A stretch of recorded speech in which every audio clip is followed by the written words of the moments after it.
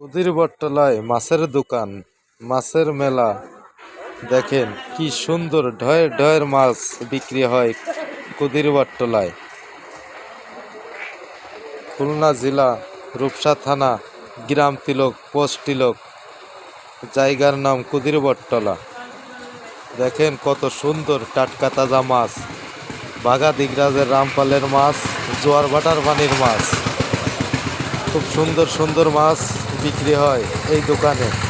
কুদির গাছতলার মোড়ে যদি কারোর এই ধরনের মাছ লাগে, কুদির বটতলায় আসবেন। ওই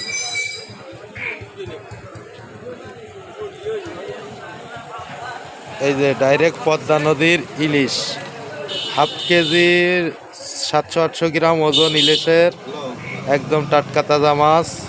এটা ছোট ইলিশ, একদম জ্যান্ত টাটকা তাজা।